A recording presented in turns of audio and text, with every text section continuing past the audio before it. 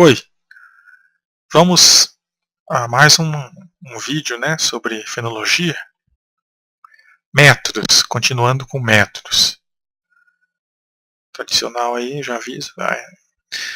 Então nós vamos continuar com os principais métodos, né, de estudos fenológicos, que são esses três basicamente, né, trilhas, transecções e parcelas. Do que dependem? Então, grau de refinamento do estudo é importante, né, para você conseguir saber o que acontece com a fenologia das plantas. Então, tem vários outros fatores que influem na escolha desses métodos, como nós veremos a seguir, baseado nos estudos de Dessa Neves e Morelato, e vamos cobrir alguns elementos adicionais aqui também. Então, se eu for estudar populações, né, um grupo de indivíduos da mesma espécie, eu posso utilizar um desses métodos, né, parcelas, por exemplo. Se eu for estudar comunidades, se eu for estudar vários grupos de indivíduos, né, de uma mesma espécie e várias espécies, posso utilizar um outro método. Antes de eu escolher métodos, como a gente viu ali, os métodos de transecções, parcelas, nós também temos que pensar qual é o critério de inclusão de indivíduos, né, e jogar esse critério de inclusão de indivíduos com os métodos escolhidos. Por exemplo, se eu fizer parcelas no cerrado, o mesmo tamanho de parcela feita na Mata Atlântica vai pegar muito menos indivíduos. Então, se eu tiver árvores muito grandes, como na Floresta Atlântica, e aqui é sequoias, por exemplo, só para dar um exemplo mais radical, né? Se eu fizer uma parcela de 10 por 10 aqui, eu vou pegar 2 indivíduos. Se eu fizer essa parcela no cerrado, eu vou pegar 300 indivíduos, né? Então, não só...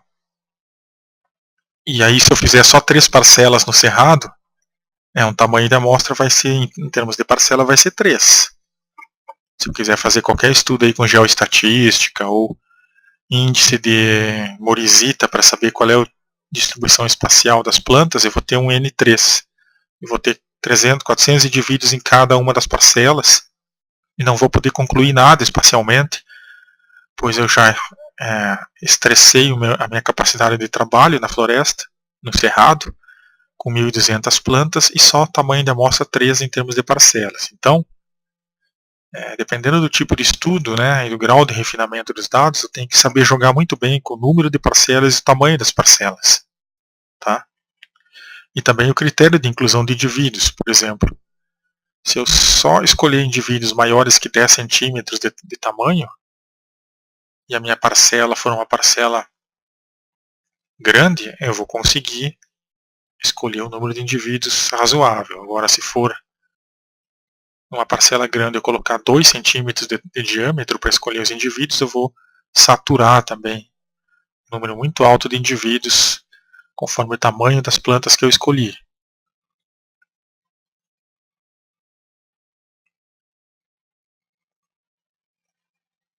Então imagine o cerrado, né? É um caos, é muito indivíduo, é muita planta. Tem que ter parcelas pequenas, talvez de 5 por 5 metros, e usar um critério de inclusão de indivíduos aí para excluir um pouco essa grande quantidade de indivíduos, talvez 5 centímetros de diâmetro. Né? Porém, o meu interesse pode ser em plantas herbáceas. Né? Quero fazer fenologia de plantas herbáceas. Aí eu posso ter uma parcela pequena, 2 por 2 metros, por exemplo, e incluir todas as plantas que nessa parcela caírem.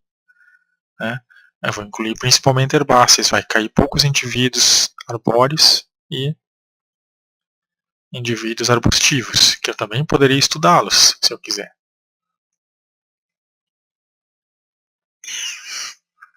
Agora, o mais interessante é a lei de Haunker, que nós estávamos falando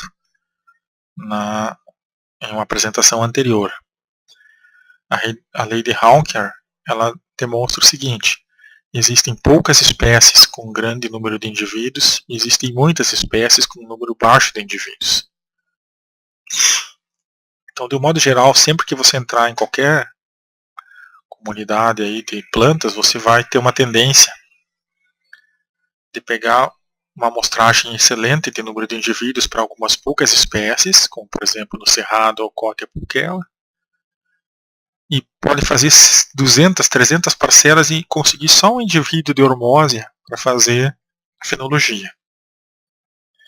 Então isso nos coloca numa questão complicada, né? Por exemplo, os critérios de inclusão de indivíduos, eles são matemáticos, é tamanho de parcela, é número de parcelas e é diâmetro.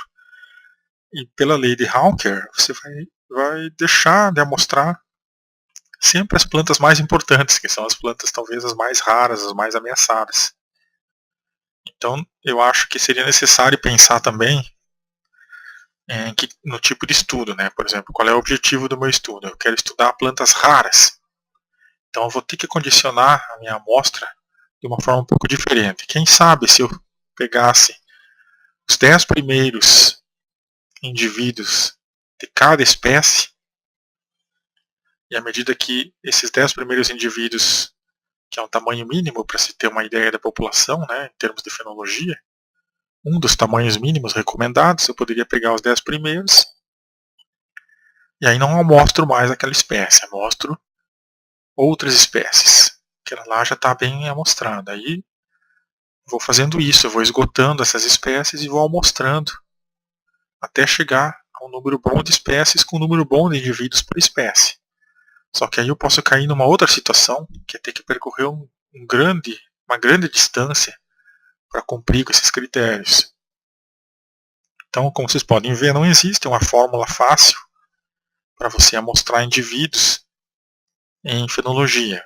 Talvez, se você usar a amostragem em trilha, que é uma amostragem que ela não são parcelas, né? As parcelas teriam dimensão pré-definida e também não são transecções, né? Não são linhas que você caminha retas e você amostra indivíduos em cada lado da linha. As trilhas são elementos que já estão na sua área de estudo e você vai utilizá-las com a forma com o objetivo de se fazer mais rápido o trabalho. Né? Tem uma série de vantagens aí você utilizar trilhas, mas também existe uma série de desvantagens. A principal vantagem é que você não vai precisar ficar indo de uma parcela para outra, tendo que se desviar de um monte de planta que você não vai amostrar.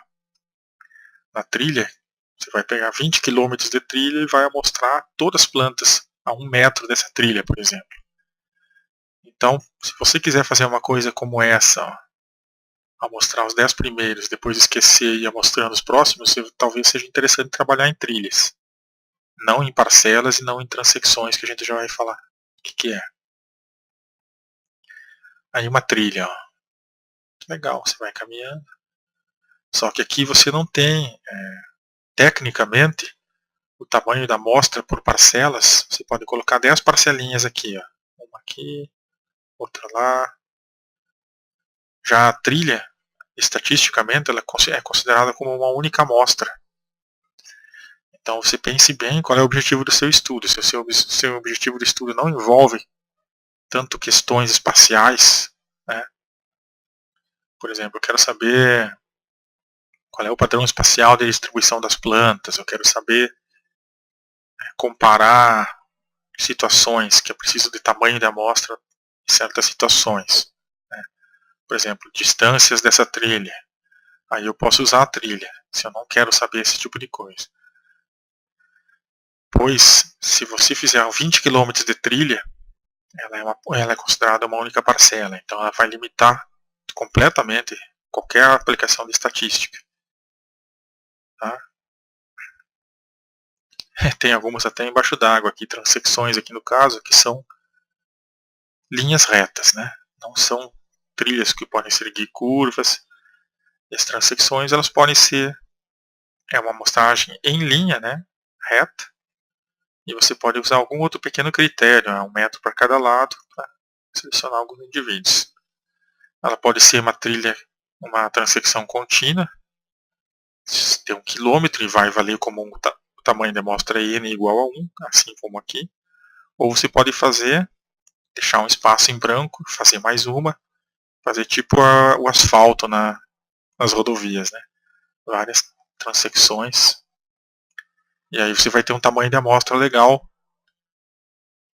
para poder fazer alguns outros cálculos, né? O que não ocorre aqui, ó. Aí uma transecção no cerrado, por exemplo.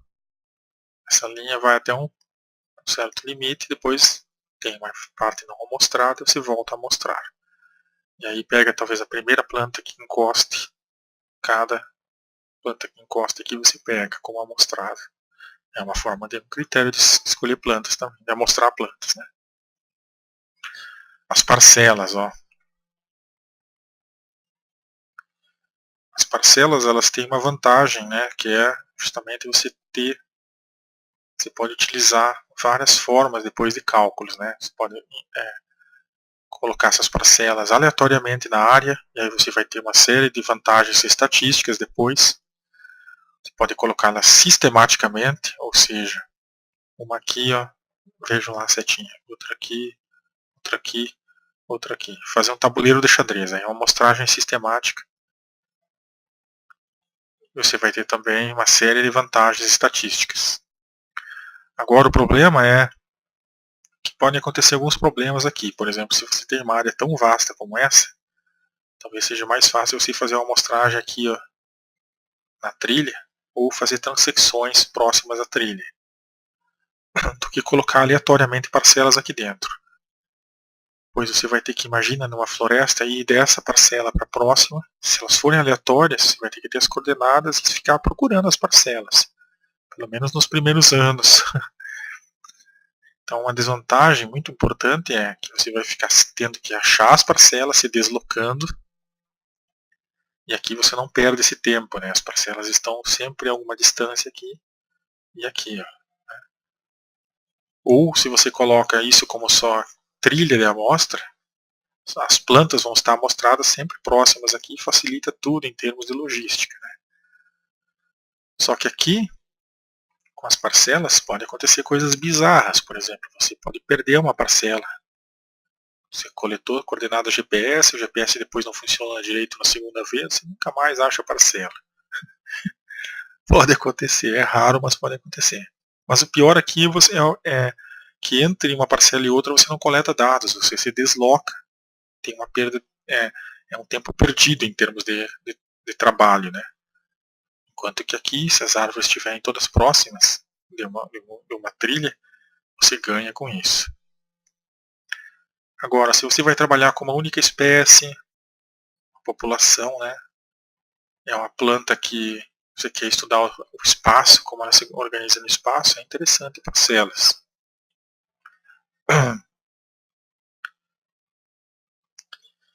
Bom, aí está só texto do que foi falado. Né?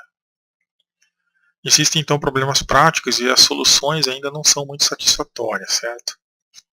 Qual o número ideal de indivíduos para você fazer a fenologia? Né?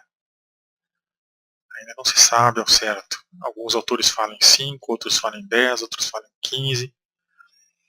Se você tem uma planta que é dioica, tem indivíduos masculinos e indivíduos femininos, você pode cair numa situação bizarra, que é ter amostrado 70 indivíduos e 65 serem macho e 5 fêmeas. Pode acontecer. Né? Então você vai ter, tecnicamente, uma amostra de 5 para aquela planta que vai ter frutos. Então a fenofase frutos vai ficar muito comprometida, mesmo com um N amostral grande. Né? Você imaginava que era uma situação e não é, porque a planta é dioica. Então, quando tem plantas dioicas, é bom você conhecer que tem, quais são, talvez fazer pensar aí no que pode acontecer se você utilizar, por exemplo, eu coloco o N5 como razoável, cai 5 fêmeas e nenhum macho, ou cai 5 machos e nenhuma fêmea. E as espécies raras, elas sempre vão ser subamostradas e a gente sempre vai, se não pensar num método alternativo, a gente sempre vai desconhecer o que acontece com as plantas que talvez seriam as plantas que a gente mais deveria ter um tamanho de amostra bom, né? Vejam, essa é uma lista típica de espécies em trabalhos de fitossociologia. Só vou tentar aumentar aqui, já volto. Então, só para citar um exemplo da lei de Hawker, o que vai acontecer na maioria dos casos com a amostragem das plantas, é o que pode ser visto aqui nesse trabalho de fitossociologia, né? Ó. Você vai ter aqui o número de indivíduos encontrados, e você, se fizer uma amostragem aqui, vou pegar os indivíduos maiores que 10 centímetros, qualquer número de indivíduos nas minhas parcelas, e vou fazer a fenologia. Vai acontecer que você vai pegar muitas araucárias, né? Muitas ocótias catarinenses, a canela lagiana, Cupania vernalis, o camboatá, tradicional espécie de alta densidade, né? E vai ter um conhecimento extensivo aqui do que ocorre com a fenologia dessas plantas. Porém, lá embaixo, o araticum, a farinha seca, o ipê roxo, o leproseiro, o cincho, todas essas plantas aqui vão ser subamostradas. Né? Você não vai conseguir fazer muita coisa, vai ter uma planta para fazer a fenologia. Se for macho, não vai ter nem como saber se tem fruto. Só para citar um exemplo aqui, ó, o cincho ele é dioico. Então aqui a chance tem 50% de chance aqui de ter, né, 1 e 1 aqui. Bom, como funciona as trilhas, né? A amostragem nas trilhas. Aqui tem um exemplozinho ilustrativo, que foi o exemplo que eu utilizei, a amostragem que eu fiz no mestrado, né? Eu utilizei uma trilha que é pré-existente na floresta, e a 5 metros aproximadamente de cada lado dessas trilhas, eu peguei e amostrei, considerei válidas para o estudo da fenologia, todas as árvores maiores que 10 centímetros de DAP. Então aqui tinha uma planta que estava dentro da área amostral, mas tinha menos de 10, ela saiu, né, foi excluída. Aqui tinha uma árvore maior que 10, mas estava fora da área amostral, foi excluída também. E aqui as árvores que entraram no estudo, né? Então essa é a forma que você pode utilizar um critério para selecionar as plantas para amostragem fenológica, né? Para amostrar as plantas para o estudo fenológico.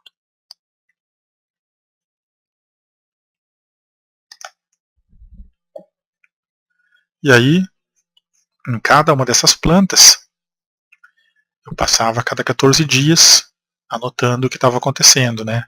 A mudança de folhas, brotos de folhas, folhas adultas, queda de folhas, botões florais, flores abertas, frutos novos, frutos maduros.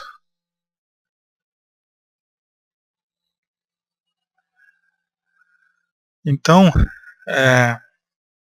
quando o peso ou o número de frutos é uma característica importante, a gente faz um outro tipo de quantificação, que é a pesagem, né? Ou a contagem mesmo de estruturas. E nos estudos civiculturais é recomendável estudos comparativos, né? De sucesso reprodutivo, tipos de polinização. Nesses trabalhos mais refinados, a gente usa a contagem. Por exemplo, essa planta é fácil de fazer, né? 5 frutos maduros, 1 fruto verde. Aí você tem realmente o mais próximo do que está acontecendo na realidade.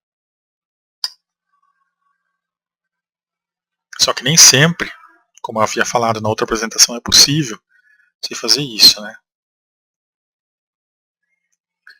Poderia retirar os frutos e pesar, né?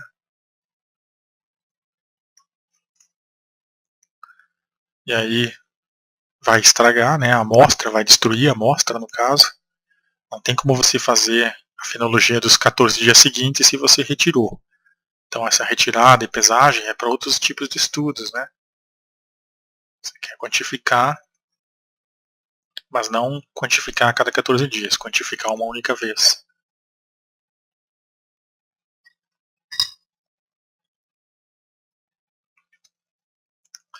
Também, se você quer estudar quem consome os frutos, você não pode retirar e pesá-los, né? Nesse caso, se você quer saber o sucesso reprodutivo, por exemplo, quantas flores se convertem em frutos numa planta? Você pode contar o número de flores e depois contar o número de frutos.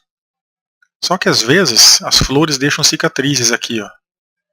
Aqui é possível ver, ó, né? Então você não precisa necessariamente, sabendo que aquelas flores deixaram a cicatriz daquele ano, você não precisa necessariamente contar as flores e os frutos. Você pode contar os frutos e as cicatrizes das flores. Aí você sabe o que aconteceu. É uma forma de você ganhar tempo nesse tipo de questão aqui. E contagem, né? Se você vai fazer uma contagem ocular, você não vai destruir os frutos, você só vai saber o que existe. E é o mais recomendável. Esse é um outro caso, né? Plantas pequenas com muitas flores e frutos. Já comentei na outra apresentação, você vai fazer a extrapolação. E aqui, plantas muito altas, mas com frutos grandes, você pode fazer uma contagem com binóculo. Aí o binóculo, muito útil, uma das ferramentas mais úteis, né, da pessoa que trabalha com fenologia. Procure sempre comprar binóculos que tenham proteção contra a umidade, prova d'água, ou que não crie fungos por dentro nem embace. Dependendo do lugar onde você vai trabalhar, poderá não enxergar nada. Mata Atlântica, por exemplo, se comprar um binóculo ruim. Então aqui vale a pena investir um pouco mais e comprar um binóculo bom. E as árvores muito altas, com flores e frutos muito pequenos, você não vai conseguir contar com o binóculo. Essas plantas ainda são um desafio. Ainda não se tem uma solução.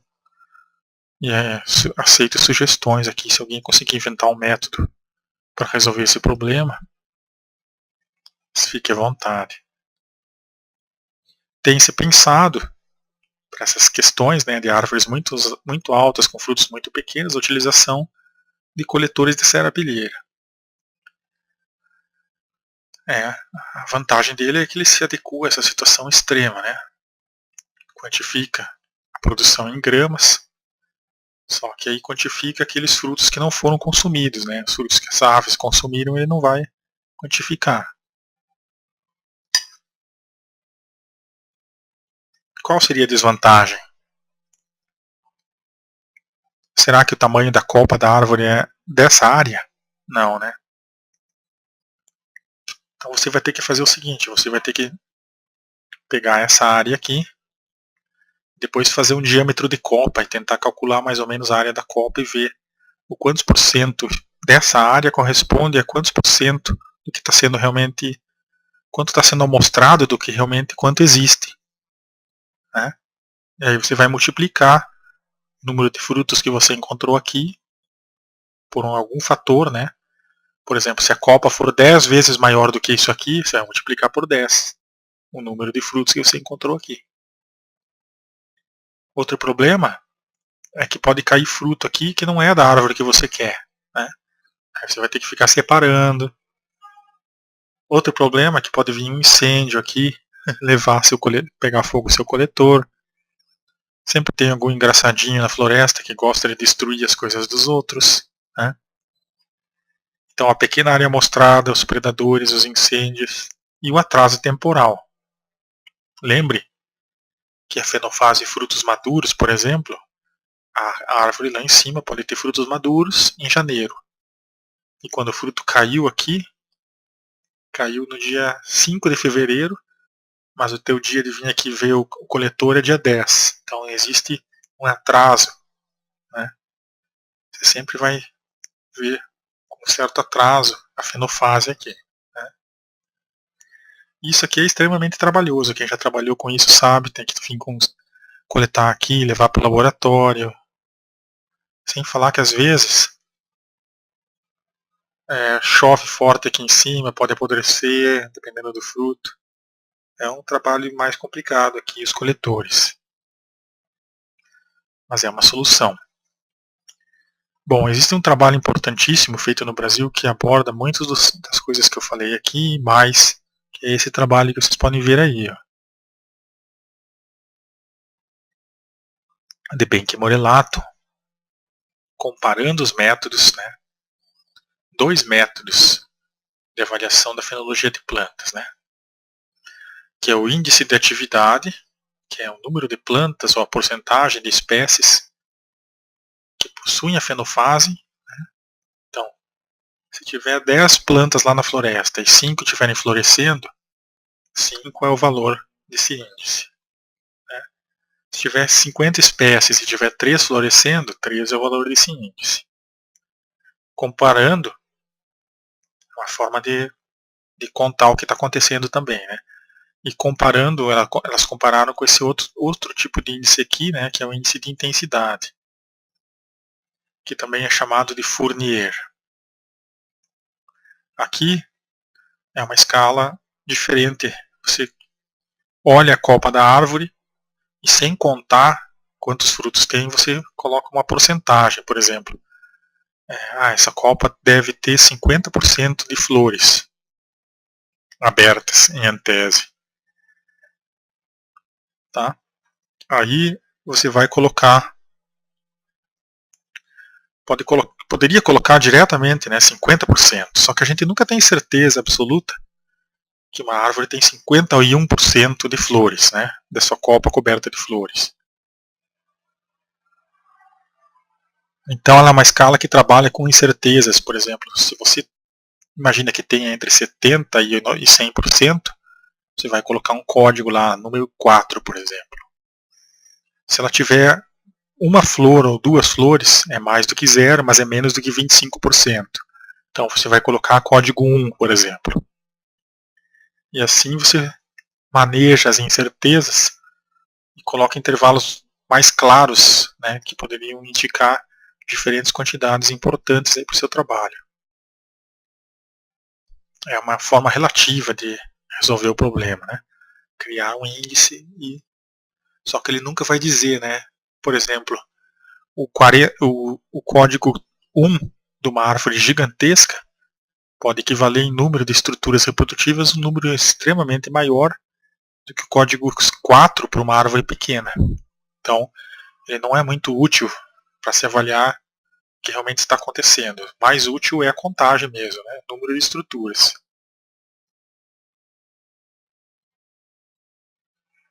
Aí, essas autoras, elas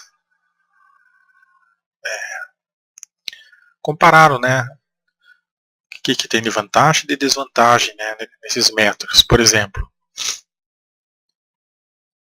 qual que é o mais rápido? É o índice de atividade no campo. Os dois permitem identificar o início e fim dos períodos de atividade fenológica. O índice de atividade indica sincronismo, o índice de intensidade não. Um pode ser utilizado em herbários aqui, né? O outro não. Já o índice de intensidade, como o próprio nome já diz, ele evidencia os picos de intensidade. E aqui a quantificação da fenofase é objetiva e aqui é subjetiva. Então perceba essas diferenças. E aqui como fica a comparação dos dois, né, ao longo de um período de observação. Como eles dialogam, né, entre eles esses índices. Muito bem. Aí é aquela questão que eu coloquei, né, qual será a principal diferença? Pense um pouco entre coletores de sarapilheira e observação direta da fenologia das árvores. Aqui está um exemplo. A Maristela Araújo, que foi minha colega, um abraço, ela trabalhou com coletores na mesma época que eu trabalhei. Né? Então ela tinha uma tendência a observar os picos um pouco mais atrasados aqui em janeiro, ó, enquanto que eu observava os picos em novembro ou dezembro. Não é uma regra absoluta, mas pode acontecer um certo atrasozinho, até que essas estruturas caem no coletor e ela vai lá e pega e olha. Dependendo do tipo de estudo, essa diferença não é tão importante, mas ela pode ocorrer.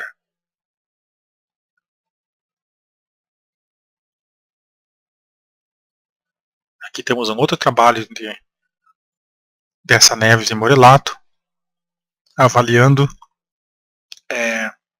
métodos de amostragem, né? E também de avaliação. Então, comparando novamente quanto aos fatores positivos e negativos. Esses trabalhos são interessantes se vocês quiserem se aprofundar nessa discussão. Interessante que elas perceberam aqui é que 37% dos trabalhos não citaram o método de amostragem utilizado. Tá?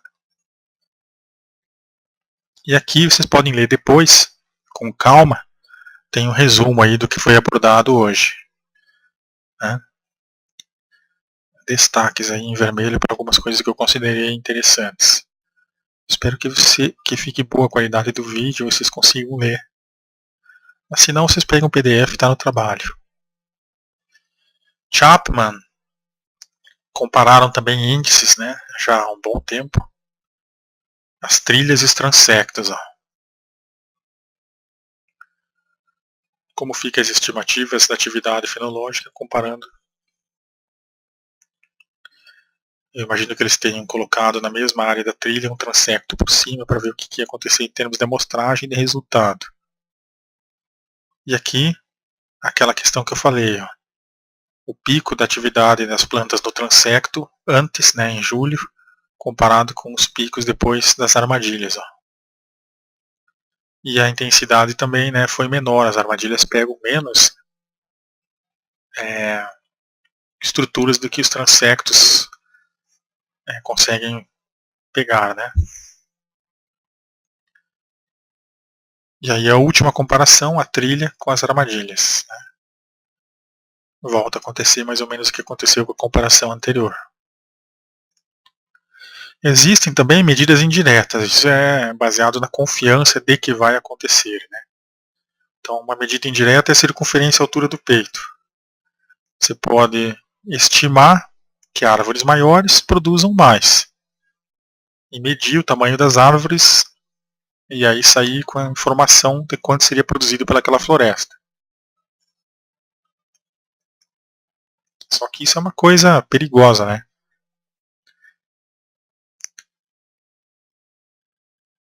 O que pode acontecer é que nem sempre uma árvore grande produz frutos.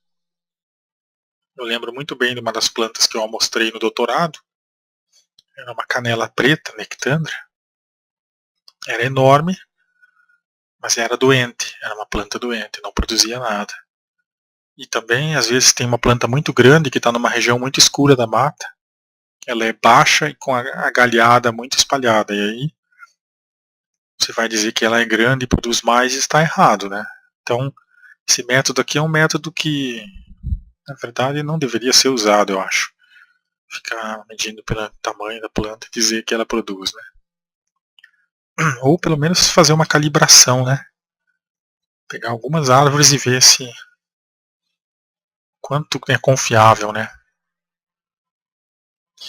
Bom, tudo isso que eu estava falando é para uma árvore, né, num determinado dia, aí você pode observar o que está acontecendo. Agora, muitos métodos destes anteriormente vistos, eles são inviáveis para você fazer por um grande número de árvores por um grande período de tempo e com uma frequência grande de observações, por exemplo.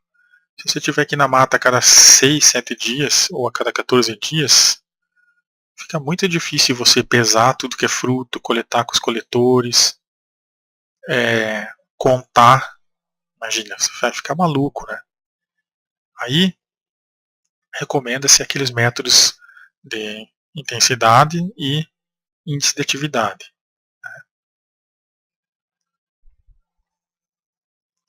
Ou também existe a possibilidade de conseguir algum amparo econômico, né? e fazer certas coisas como alguns pesquisadores têm feito para ter um acesso melhor ao que está acontecendo na floresta. Claro, isso aqui depende muito de dinheiro, né? São os chamados cranes, né? Aqui é um crane, é um guindaste, e essa caixinha ela pode ir até a ponta e ele pode baixar, então ele consegue e fazer toda a circunferência aqui, ó. Então esse aqui, se não me falha a memória, ele consegue amostrar 1 hectare inteiro de floresta. Tá? Agora não me pergunte como foi levado até o meio da floresta. Esse aqui é o walkway, né, o caminho aéreo. Legalzinho também. Você pode andar, é uma trilha suspensa, você conseguiria contar mais facilmente as estruturas. Isso aqui também tem a utilidade, né, de observar pássaros, macacos, então em projetos muito grandes, que tem muitos pesquisadores trabalhando, às vezes é possível conseguir uma grana e fazer isso aí. Bom, as vantagens são óbvias, né? Se você está a 40 metros aqui embaixo, com essa neblina você não vai ver nada, já lá em cima você consegue ver, né? Então você consegue ter acesso aos galhos, né? Coletar amostras, né? Muito importante também. Desvantagem é caro, né? Principal desvantagem. Por isso que eu coloquei aqui, dependendo do salário, ó, não tem como fazer. Outra coisa que pode acontecer é cai um galho em cima dessas estruturas e danifica, né? Isso é comum. Ou se ela está num rio, como aqui, ó, pode acontecer do nível da água pegar aqui e destruir, né? Mas o pior que pode acontecer aqui é a pessoa cair, né? Dependendo do pesquisador, se é um pesquisador meio desligado, como esse ali, ó. E também tem pessoas que têm medo de altura, né? Você faz toda uma trilha aí e depois descobre que a maioria das pessoas tem muito medo de altura e não vai querer trabalhar no teu projeto. Aí como é que fica, né? Eu, pelo menos, tenho muito medo de altura. Não sei se eu conseguiria trabalhar numa trilha dessas. Aí como é por dentro, ó, que legal. É legal, né? Mas eu tenho medo. E aí o crânio, ó. Isso aqui é um projeto grande, né? As pessoas lá, ó, tem essas outras torres aqui para observar várias outras coisas, né? Radiação fotossinteticamente ativa, vento, são estações meteorológicas, na verdade. Olha que bonito. Aí, ó, aqui tem um medidor de radiação fotossinteticamente ativa, que provavelmente é um gauge para medir quanto chove. Tudo bem organizadinho aí. E lá numa floresta de coníferas, um grande, ó. Bom, eu estive pensando se fotografias não seriam uma boa forma de observar o que acontece nas plantas, né?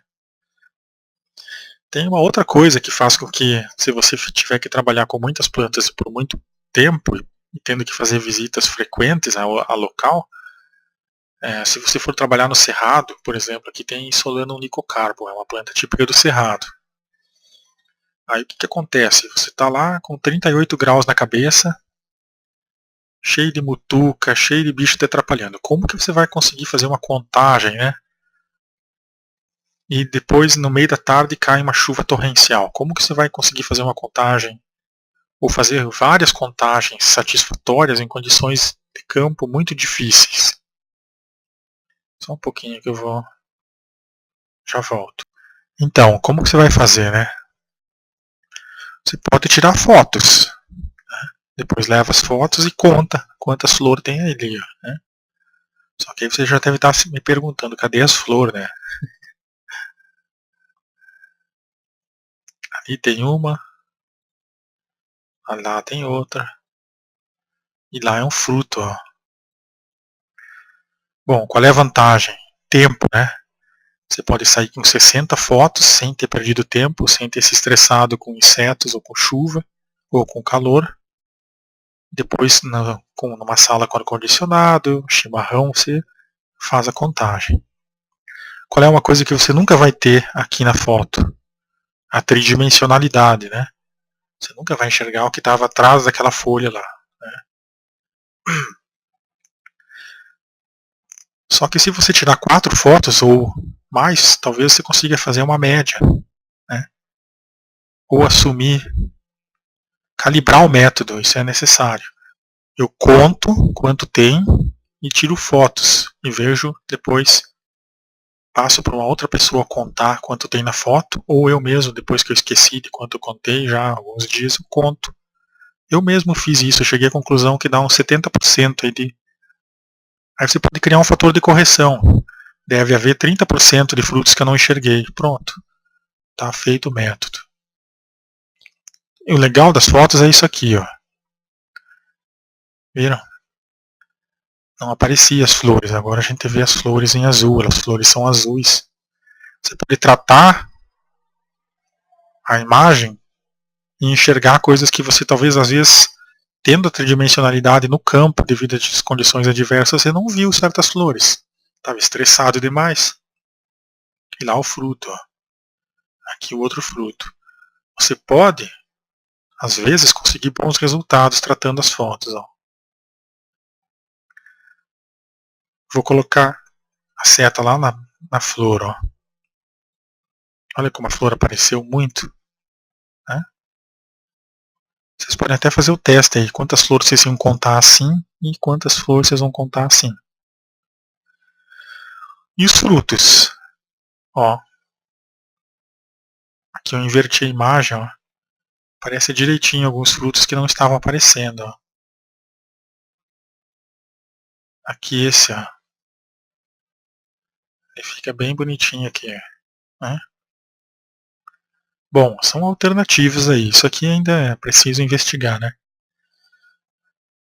Balões têm sido utilizados no Panamá, câmeras, vídeos, né?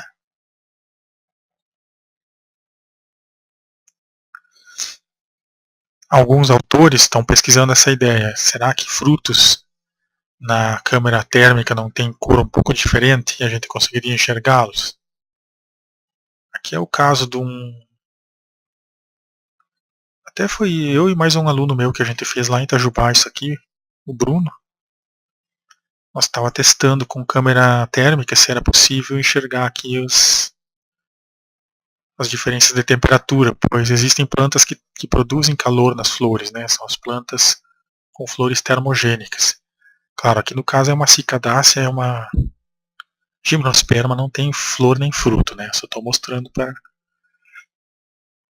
Mas existe uma diferença de temperatura, e talvez fosse fácil contar com as fotos. É o mesmo tipo de realce que eu estou tentando fazer aqui, talvez com uma câmera térmica seria possível. Né?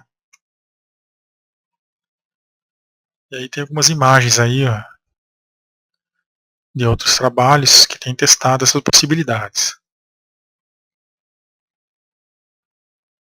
Em uva tem sido trabalhado esse tipo de tecnologia com a finalidade de detectar, é difícil falar, né, de detectar, de detectar essas nuances aí da produção de frutos. E para eles é interessante porque qualquer diferença aqui indica a qualidade da uva, né?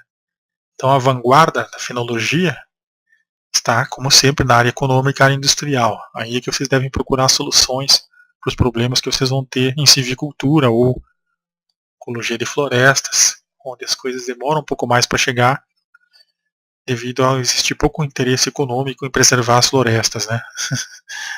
Já em produzir vinho tem um grande interesse econômico. Bom, eu vou encerrar essa palestra de agora, daqui um pouco mais, só já que a gente está falando tanto em ir para a floresta, coletar flor, contar fruto, algumas dicas. E para as pessoas que vão em floresta fazer os trabalhos, né, os silvicultores que vão entrar nas florestas. Acho que eu vou encerrar com essas mensagens agora dos cuidados, para vocês relaxarem até um pouco, não cometerem nenhuma bobagem na floresta, pois isso eu acho que é importante a gente falar também no curso, como não se machucar, como não morrer durante o trabalho, né? Não é o nosso objetivo ficar na floresta para sempre. A gente quer sair e voltar com os dados, né? Então tem algumas regrinhas aqui que eu acho legal, até tem referências aí da super interessante. Vai ser um pouco divertido até essa parte aqui, que é uma parte importantíssima, a gente não deve esquecer. E aí depois na próxima palestra eu continuo com os métodos, e aí vou dar exemplos de como eu coletava dados pelo menos, para ver se ajuda em alguma coisa vocês. Pessoal, muito importante, cuidado com as cobras, tá? A gente precisa ter muito cuidado dentro da floresta quando for coletar os dados. A floresta, na verdade, ela quer nos matar e nos comer. E aí estão todos os seres dela lá dentro fazendo isso. E também nos expulsar se for possível, né? Então, cobras, eu diria, perneira sempre, bota sempre. Nunca vá de tênis e muito menos de chinelo de dedo, né? É pedir para morrer. E cuidado se você for picado, porque às vezes a cobra te pica e ela não estava com veneno. Talvez 40% dos casos aconteça isso. E aí você vai lá e toma o soro antiofídico e morre. Pois você não estava envenenado. Isso pode acontecer, tá? Pode te dar um choque anafilático e você morrer. Uma boa bota já ajuda, né, até a altura do joelho. Uma dica que eu dou, que eu aprendi, é colocar a calça por fora da bota nesses casos. Pois se você coloca a calça para dentro da bota, você vai sofrer com o calor e ainda vai ter o problema de cair alguma aranha e ficar ali dentro, né? Quando você coloca a calça para fora da bota, só se a cobra entrar pelo vão da calça, né? E a bota, mas a chance das coisas caírem e sair para fora da sua perna, né? Do cano da bota é maior. E também tem uma coisa interessante, forma uma espécie de isolamento. A cobra tende a pegar na calça por fora da bota e só pegar a calça. E na dobra do joelho ali forma também uma espécie de barraquinha que ainda protege um pouco mais, alguns centímetros do teu joelho da picada das cobras. Sendo que a maioria das cobras vai ter picado do joelho para baixo, isso é importante saber, como evitar a picada de cobras. As perneiras também, eu acho melhor. Eu prefiro andar de bota, é mais confortável para mim do que as perneiras. Viu? Que mais? Vespas, tem pessoas que são alérgicas, descubram isso antes de ir para o campo, né?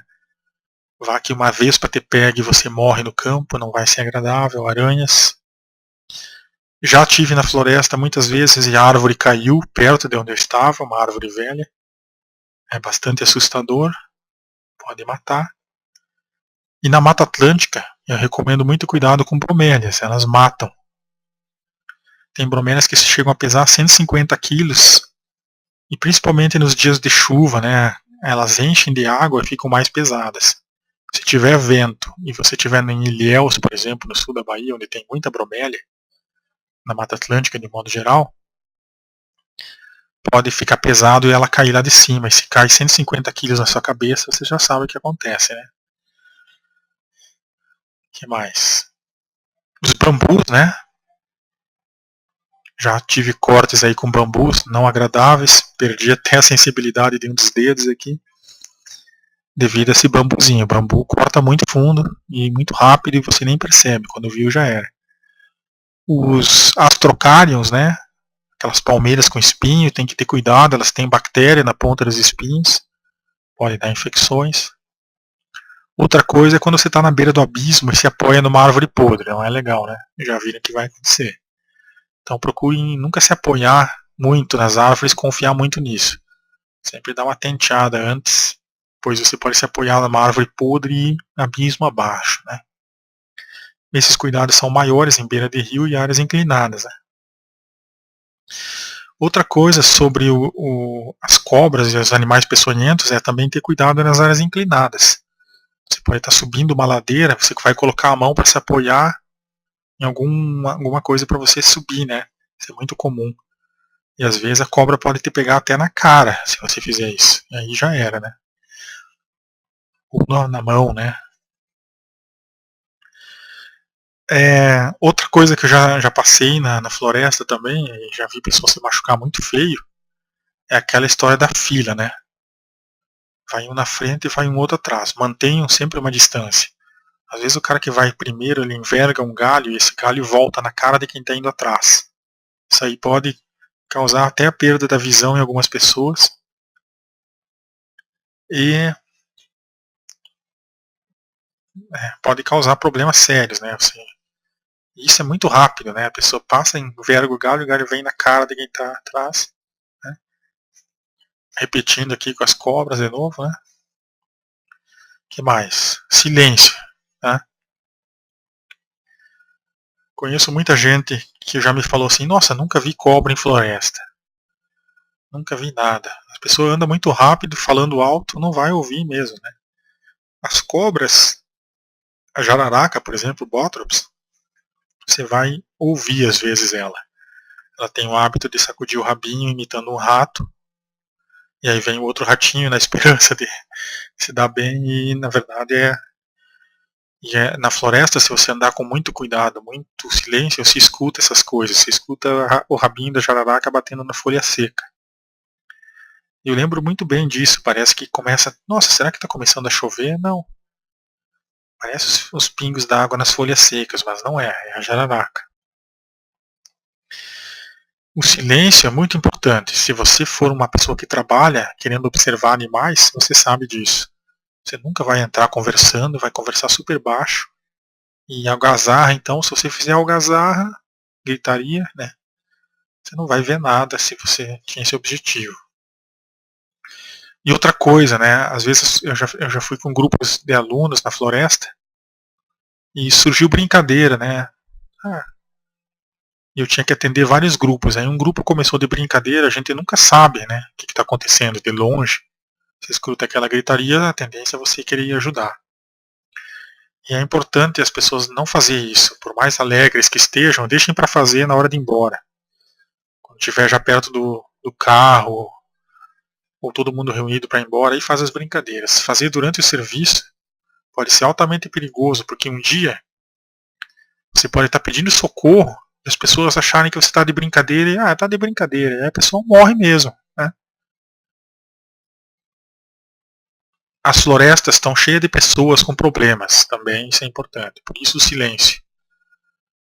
Geralmente as pessoas foragidas da justiça, ou que cometem até crimes dentro da floresta, né, se escondem na floresta. Gente que briga com a mulher, alcoólatras, já vi muito esse tipo de gente dentro da mata perdido. Realmente bem perdido mesmo. Então, se você mantém o silêncio, é muito engraçado. Eu e meu pai, a gente andava muito na mata, muito em silêncio. Então, às vezes você via as pessoas passar a 5 metros de você e não te enxergavam, mas você enxergava elas. E vamos supor que é alguém altamente mal intencionado e você mantém em silêncio e você escapa de uma boa, né? Bom, o que mais? Saber se localizar, né? Fundamental. Levar um GPS. Avisar que você vai na mata. Se você não avisar, ninguém fica sabendo, ninguém vai te procurar. Mais importante, aqui mesmo que eu estou trabalhando agora em Santa Rita do Sapucaí, Minas Gerais, tem uma floresta de 6 hectares que eu vou lá. Sempre aviso que eu estou indo lá, porque vai que acontece uma coisa e você está num lugar que é difícil e você quebra uma perna, você não sai. Você pode estar a 100 metros da civilização, você não aguenta de dor e não sai. Se você avisou que deveria chegar até às 6 da tarde em casa e não chegou, aí as pessoas vão se preocupar em te procurar. Né? Agora, se ninguém sabe para onde você foi, que você foi, aí já era. Tá? O sol é importante, saber se guiar pelo sol, aí estudem lá as coisas de escoteiro. Musgos, dependendo da floresta, o lado sul vai ter muito musgo, do tronco das árvores. É uma boa dica para saber onde está o sul. Onde o sol nasce é no leste, onde o sol se põe é no oeste. Né? Se você está numa floresta muito grande, pode usar os rios, né, para tentar sair fora, se estiver perdido. Aí eu já dou a dica aqui, assistam aquela prova de tudo que tem no Discovery, vocês vão aprender todas essas macetes de sobrevivência. O que mais? E cuidado com as cobras, né? E cuidem-se na floresta. Floresta você tem que ter muito cuidado, ou vocês vão ficar assim, como as capas dos antigos vinis do Cannibal Corpse. Aqui algumas dicas engraçadas, e aí tá o link, né? Super interessante, às vezes traz umas coisas engraçadas, trazia, né? Etiqueta na floresta. Se você ver, se você estiver nessa situação, o mais provável é que a onça fuja de você do que correr atrás de você, mas não corra, tá? Faça barulho e tal, que ela vai se assustar. E em último caso, dá um braço, né? Isso aqui é engraçado demais. Dá um braço que, na pior das hipóteses, você perde um braço, mas não perde a vida. Jacarés, tem pessoas que eu já fiquei sabendo que sofreram um ataque de jacaré. É um animal muito perigoso. Ele não tem força para abrir a boca, para fechar ele tem, viu? Eu não recomendo fazer isso aqui, tá? Com o jacaré. No último caso, você pode tentar furar os olhos, se você já está sendo atacado, a tendência é ele girar. Ele vai girar para arrancar teu braço. Tenta girar com ele, no mesmo sentido, é claro, né? E vai conseguir escapar do jacaré. Girando do mesmo sentido, você vai evitar que ele te arranque o braço. Aí você vai ter que improvisar. Ele tem uma espécie de película para não entrar água no pulmão. Eu conheço histórias de pessoas que conseguiram escapar do jacaré quando ele já estava comendo o braço. A pessoa enfiou o outro braço nessa película e deu uma forçada, entrou água. E o jacaré, você sabe, ele não é peixe, né? Ele tem pulmões, né? Então, ele não consegue ficar tanto tempo, ele se afoga, né? Na verdade. Espero não estar falando bobagem aqui. E aí você furando essa película, forçando ela, ele tende a te largar. Furar os olhos dos bichos também ajuda, viu? Qualquer caso aí. Isso aqui sim é perigoso, viu? Eu já passei por algumas de ter esses animais atrás da gente. Talvez seja uma das coisas mais perigosas e as pessoas tendem a subestimar, né? Só vamos ver o tempo aqui. É, tá bom. É que nós estava nas abelhas. Né? Aqui tem uma cena engraçada, né? A pessoa procurou a moita aqui para se esconder.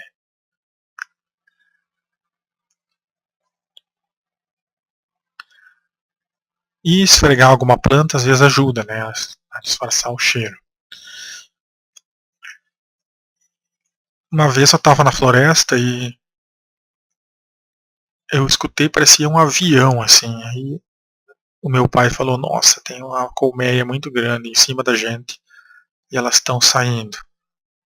Aí o esquema é manter a calma, sair devagar. Deu certo, viu? Ainda bem. Então aqui os materiais, ó, vamos recapitular um pouco. Eu gosto de bota branca, não porque eu seja fã do Jason, mas a bota branca porque eu trabalhei muito tempo no cerrado, e cerrado é muito calor e não tem muita sombra, então pegava o sol na bota preta, você sofria muito com o calor, então a bota branca ajuda você a não sofrer muito com o calor. Por isso que eu só uso bota branca. Levar um lanchezinho ajuda, né? Você não sabe o que vai acontecer, pode ser que tenha que ficar mais do que um dia, esse lanche aí ajuda. Capa de chuva também, recomendo, é transparente ou branca. Se você usar uma capa de chuva preta, dependendo do lugar você vai suar tanto que vai ser como se tivesse tomado banho de chuva, é até pior. Que vai desidratar ainda, vai ter que levar mais água. Calça azul, o que vocês acham, hein? Eu fiquei sabendo que calça azul atrai mutuca. Tem que dar uma pesquisada mais a fundo para ver se tem fundamento, mas eu acredito muito nisso. Eu acho que tem fundamento sim. Eu já tive uma mochila azul, que depois que eu me dei conta como eu era perseguido por mutucas, depois que eu troquei essa mochila parou. Então parece que as mutucas, e esse bicho realmente incomoda muito em floresta de restinga, elas gostam do azul, eu não sei porquê, né? Talvez nem elas. Mas vocês tenham cuidado aí com o azul. Vocês podem sofrer muitas picadas e até pegar a doença, vai que pega uma doença aí da mutuca, né? e perder sangue, né? É uma picada incomodativa tal da mutuca. Aqui são outras coisas que... Água, né? Não esqueçam. Beber água de rio eu nunca bebo, porque já passei muito mal por causa disso. Várias vezes.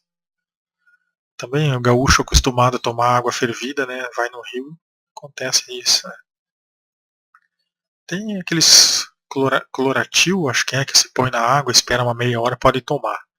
Mas eu já peguei doença mesmo tomando com cloro a água, levando cloro e colocando. Então tem pessoas que aguentam água, tem pessoas que não aguentam qualquer tipo de água que não seja fervida. E parece que realmente tem um padrão nisso. As pessoas do Rio Grande do Sul, Santa Catarina e Paraná tomam muita água fervida e quando vão na floresta sofrem muito por causa de qualquer água. Eu já tive em excursões, lugares que o pessoal teve que tomar água que não era fervida e aí os gaúchos, catarinenses e paranaenses que passavam mal sempre. O que mais? Nunca calça azul. Pô, máquina digital, grande problema, viu? Levar em floresta com muita umidade, estraga as máquinas. Vai estragar, mais cedo ou mais tarde. Mas é tão bom você ter uma máquina para registrar o que está acontecendo, né? A minha dica é, se você não for um fotógrafo profissional e não tiver que ocupar uma máquina muito boa, nunca leve a sua melhor máquina para a floresta, viu? Ou leve com aquela caixinha que você põe. Agora eu esqueci o nome. Dessecante. Umas bolinhas azul que vão pegar a umidade da máquina. Tira ela dali só para tirar foto, né? Depois coloca de volta. Bom, nós chegamos nos binóculos e nas máquinas fotográficas e vamos começar depois a falar sobre isso. Os métodos que usam binóculo e máquina fotográfica para quantificar a fenologia. Mas isso vai ficar para a próxima apresentação, certo? Então um grande abracinho aí, abraçozãozinho, como diz a minha mãe, e ficamos por aqui hoje. Depois a gente vai, eu vou mostrar um exemplo aí na última apresentação de como fazer um método aí para coleta de variáveis fenológicas. Como colocar no papel as informações e organizá-las. Belezinha? Tchau, então.